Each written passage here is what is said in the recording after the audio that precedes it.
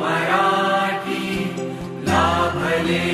आम्हास भाग्य बोलतो मराठी